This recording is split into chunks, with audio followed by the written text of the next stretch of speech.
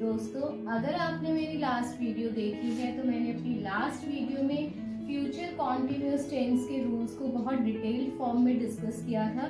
तो चलिए आइए आज जल्दी से फ्यूचर कॉन्टिन्यूअस टेंस की एक्सरसाइज को डिस्कस करते हैं। Exercises translate the following sentences. यहाँ पे आपको 5 सेंटेंसेस दिए गए हैं हिंदी लैंग्वेज में। आपको उन सेंटेंसेस को इंग्लिश में ट्रांसलेट करना है।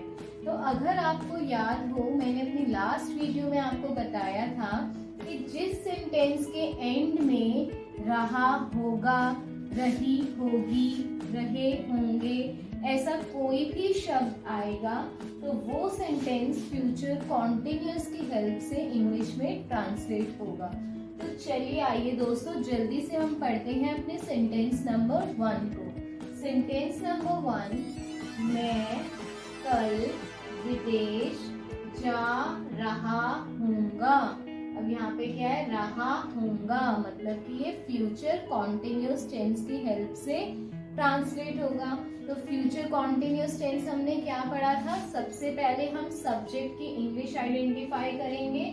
तो इसमें काम कौन कर रहा है? मैं कल विदेश जाऊंगा, मतलब मैं सब्जेक्ट है, मैं काम कर रहा है तो आई।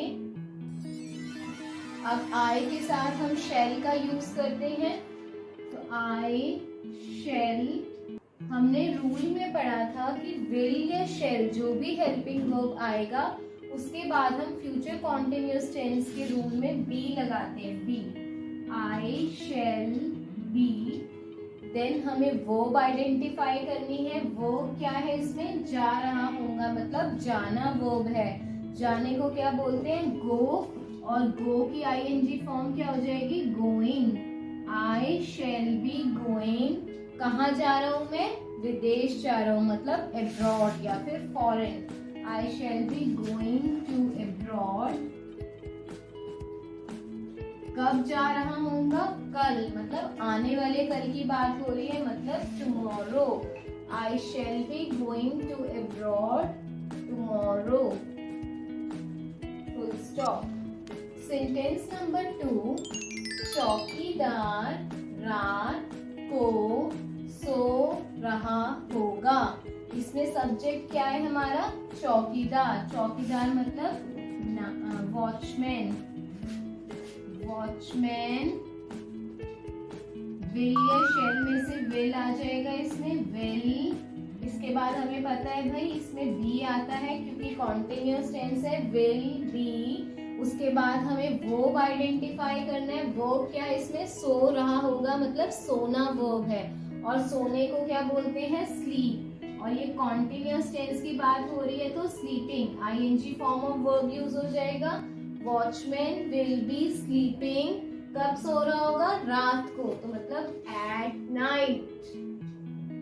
Eight night. Full stop.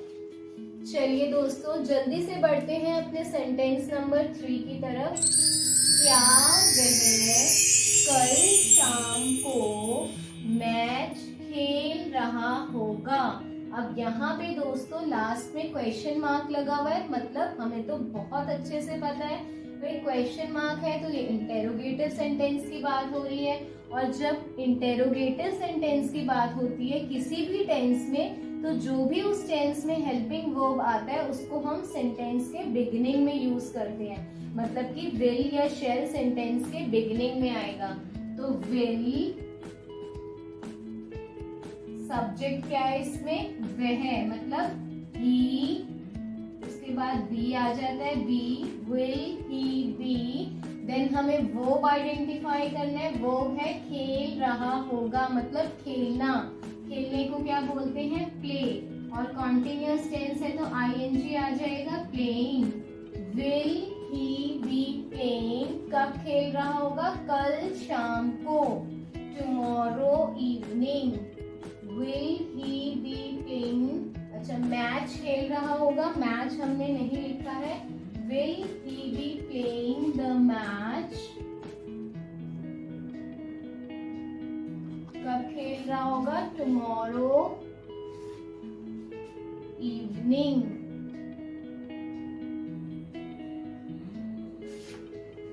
चलिए दोस्तों जल्दी से बढ़ते हैं सेंटेंस नंबर 4 की तरफ। वह इन दिनों अपने पिताजी की सहायता नहीं कर रहा होगा।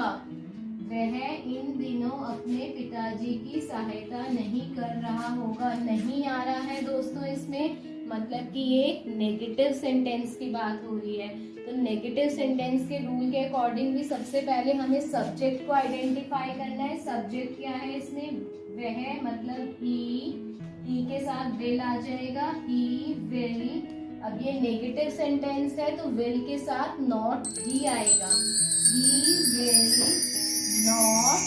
उसके बाद बी आ जाएगा, be, he will not be. उसके बाद बी के बाद हमारा काम है वर्ब को आइडेंटिफाई करना। और वर्ब क्या है इसमें? सहायता करना, मतलब हेल्प। सहायता करना को बोलते हैं हेल्प। और कॉन्टिन्यूअस टेंस है तो आईएनजी फॉर्म आ जाएगा, मतलब helping. He will not be helping. किसकी हेल्प नहीं कर रहा होगा? अपने पिताजी की, मतलब हिज फादर। और कब नहीं कर रहा होगा? इन दिनों में, मतलब these days. He will not be helping his father these days. Sentence number 5 is मैं कल इस समय घर नहीं जा रहा होऊंगा। दोस्तों सेंटेंस नंबर 5 एक नेगेटिव सेंटेंस है क्योंकि इसमें नहीं आ रहा है। और अभी अभी मैंने आपसे एक नेगेटिव सेंटेंस डिस्कस किया है, तो ये मेरी रिक्वेस्ट है कि ये सेंटेंस आप होमवर्क में प्रैक्टिस करेंगे और इसका आंसर कमेंट बॉक्स में टाइप करके मुझे बताएंगे।